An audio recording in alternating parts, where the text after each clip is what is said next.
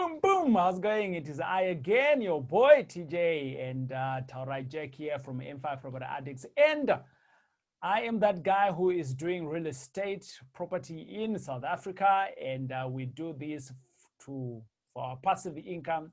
And we earn passive income in the properties that we've got in the 4 cities that we play in: Johannesburg, Durban, Cape Town, Pretoria. So hello to you. And this is what I do every day. And I want to guys kind of like dive into this topic here. And this is a sensitive topic, but today I want to cover around about 5 things that I learned after I lost a deal. So someone stole a deal from me, right? Someone stole a deal from me. And I just wanted us to talk about it, because I think when we have lost something, we can go into a space of negativity. But I just wanted me to share with you a particular deal that I lost and how I lost it. So I'm going to cover it from the top. So back in the days when I was starting off to be in the property space, I didn't have any money at all. I was in debt actually with around about 5 million at the time. And I started looking for opportunities for other people. And I didn't know much, but I knew a little bit. So I knew how to connect with people. And out of that, I found this property in an area called Windsor. I found this property in an area called Windsor. What I did is that it was a good property. It was on sale. And I negotiated. The market value was just above 500. It was a 2-bed, 1-bath. And I managed to secure the deal at around about 210, somewhere there. And there was a lot of work that was needed to be done. For some reason, there was a mix-up in numbering of the building.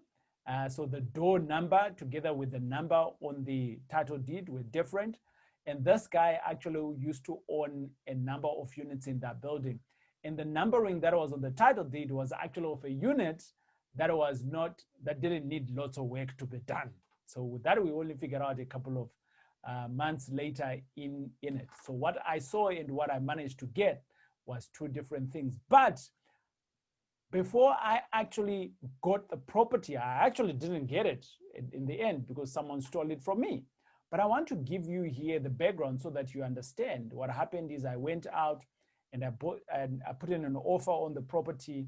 So 210 that I put in there is an offer, and we were now out and we're like, okay, fine. How best can we go in with this deal? So I started looking for a partner. And I came through into this guy, and he was in my circle. And out of my circle, it was my first time meeting him. And by the way, I write about him actually in this book, and I refer to him as Raja. And I refer to him as Raja in my book. And this guy actually stole my deal, and let me finish it up for you, isn't it? So there we are. I introduced the deal to him, and he says to me, no, he likes the deal, and he promised me, or should I say, he said to me, hey, you know, TJ, I've got about 800,000 cash that I've got, but I'm going to Mozambique or whatever he was going for a retreat, and I'm coming back. And when I come back, then we can close the deal. We had several meetings. I remember we had like 4 or 5 meetings together and discussing the deal, and the deal was good. He liked it. And then the one day, we actually went to the property together, and I showed him the property, and he was like, yeah, you know, this area is okay. But then he also started being a little bit negative, talking about the property that, you know, it's not in a good area. And he was thinking that, you know, it's not all that. So I was like, okay, cool. So, but I went to Mozambique, like we all knew, and like what he had said. And out of that, he didn't come back to me whether the deal was good. At that time, we had nothing on the table that was written. So he went to Mozambique, and I never heard about him. Well, because the owner of the properties had done that mix-up now on the numberings, I ended up closing the other property as well, the other unit, for 300,000. But this time around, I went in and I bought that property with another partner of mine, and it literally took us about 2 months, and we had registered that. my other offer was still standing because I was waiting for Raj to come back, right? And we registered that property, and boom, we started making some money out of it. The rental on it was around about 4,800 on it. So it wasn't like a wow cash flowing, but it was cash flowing. But that's not the point here. Today, I just want us to talk about when someone steals from you, and it doesn't just happen in houses where people you get break-ins, also in property, in the space of playing deals. You know, when you have deals, some people also are there to steal, and this guy literally stole the deal from me. So nonetheless, Raja says to me he's going to Mozambique, and he never came back. Well, I kept on calling, but he wouldn't pick up my phone. Nonetheless, I then got an email from my estate agent and says, well, your offer to purchase is going to expire, but there is another offer on the table which was waiting, and well, what do you want to do? And I said, well, I'd like us to hold. And he says, well, but this guy is actually pressurizing a little bit more, and he's saying he's got cash and things like that. And I was like, well, I really would like to hold on to it, because remember, now I've bought another one, so I'm still looking for some funds here. And for some reason, the estate agent's mandate also now expired on that unit. And guess what? Raja then took that opportunity and contacted directly the seller, right? And they contacted directly the seller, and the seller accepted his offer. And out of that, a couple of months later, we were in a body corporate meeting, right? We were in a body corporate meeting. So I was there. I'm one of the trustees now. I've been nominated. I'm one of the trustees, and I've accepted my position. And boom, who do I see walking in the door? It is Raja. And I'm like, okay, what is Raja doing here? And he sat down next to me, and obviously he's forgotten about me, because he didn't look like he remembered me. But nonetheless, he said, and we started talking, and I addressed him by name. By the way, Raja's not his name, it's just the name that I had to put in the book. You know, we can't put in people like that in books. You know, my book is not going to sell, right? But anyways, so there I am. I started talking to him, and I reminded him, and I asked him which unit he was, and boom, it was my unit. It was the same unit that I introduced to him. It was the same unit that he bought a little bit later. And there we were talking about closing this deal together, and he was going to be bringing in the cash, and we were going to refinance this thing, and the debt was going to be on both of our names and all of those things. And he literally stole the deal from me. When he realized who I was, yeah, I saw he was not comfortable. The meeting started, and upon starting, it was like 10 minutes in, Raja excused himself, and he never came back for the meeting. Don't be like that guy. Don't be like that guy. How about working in our superpowers? Is your superpower being a thief? That's not bad. That is so sad in many levels. That is so sad. The world is so small. And I think that we can do better as a people. But I want to speak to you about actually a couple of things that I actually learned from that experience. So it was a bad experience. I later found out that Raj had actually stolen the deal from me, but it was a bad experience. I could have gone into negative, but I didn't. And I took it with my chin. And I want to cover up a couple of things that I think you can also learn from it. The first one is that I realized that there is abundance in the world. There is an abundance in the world because it was not the last deal. When you are working in your power of abundance, knowing that there is more, you can easily let go of people like Raja who come and steal from you, because you know that for a fact you are going to get more, right? So work in the space knowing that there is abundance. The world has more opportunities. even though there is bad people like Raja who's going to steal a deal from you. That is the first thing. The second one is that it also taught me to grow, right?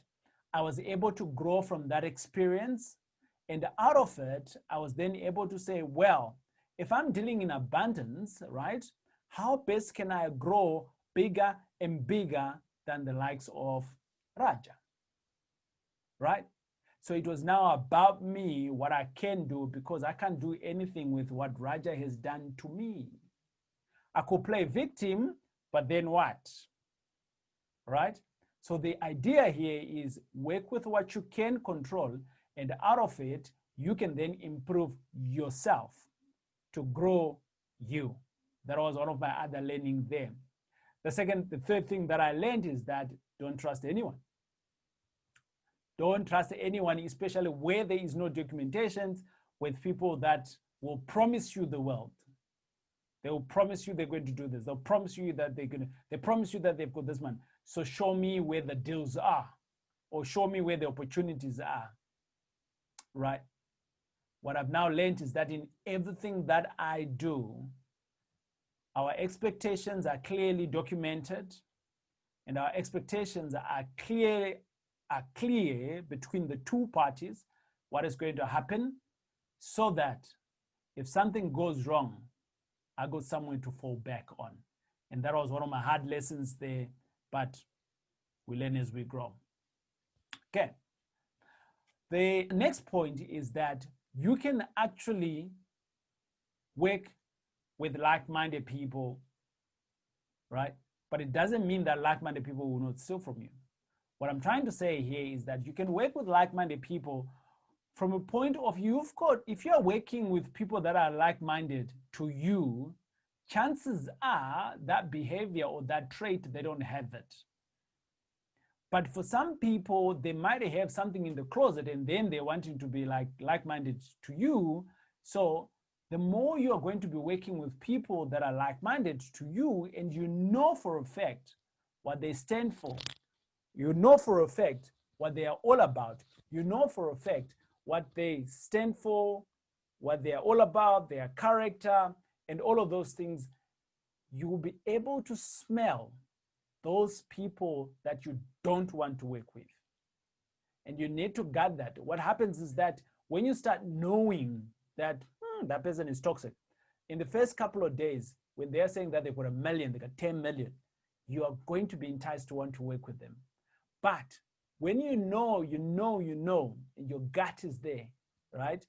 And then they come through with 100 million, you are going to say, no, thank you. Why? Because you can see you can't work with them. And that is why you see me these days when we are doing the fundraising of M5 Chat, it's not everyone that I work with. It is about, I need to approve to see, my team and I need to approve to see that can we work with this person? Do they understand? What kind of characteristics are they? Sound character people, they are enjoyable to work with, right?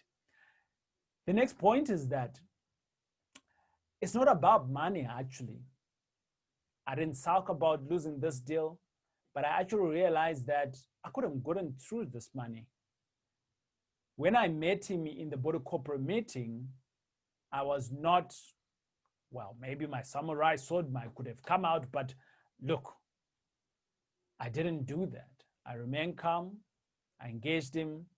For me, it was about the relationship.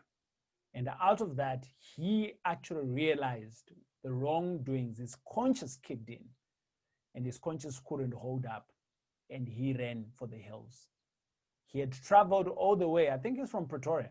He had traveled all the way from Pretoria to Johannesburg to attend this body corporate meeting, but he didn't in the last minute. Why? Because someone else that he had stolen something from was in the presence. So always working in your clear conscience, always working, doing the right things. And with that, you can do anything that you want to do. The last thing is that I want to stress out is that, people that still, in my view, they are losers. That's my view around it, right?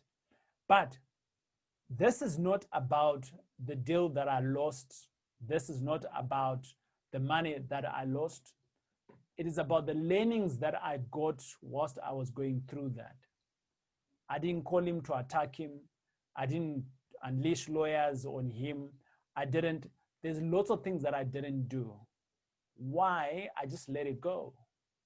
When I let it go like that, there was more that came into my space, right? So I was able to grow in mind, in spirit. I forgive him at that particular time, right? And I was able actually to walk within my superpower of I can do A, B, C, D. But the greatest lesson here was I now understand the people that I want to work with. I can see them from afar. I can smell them from afar, those that I don't want to work with. And for that reason, I am now more intelligent around just trying to see the behavior from people, from observing. And I can see people that I'm wanting to work with, people that have good characteristics, people that have a zeal to work with alongside me as well, whilst I'm working alongside of them, and without having stuff of checking behind our back who might steal from us. So in every circumstance that you might have gone through, maybe someone stole a deal from you, maybe whatever the case is, the point here that I want to resonate on this video is that what did you learn from it? If you didn't learn from it, you need to go back and you need to learn something. And that's what you need to implement in your life. It is TJ. If this information has been great to you, you need to smash that button of subscribe. And if you've got any questions around this topic, then ask me the question in the comments. But it's been great hanging out with you. We'll talk again later. Cheers. God bless. Goodbye.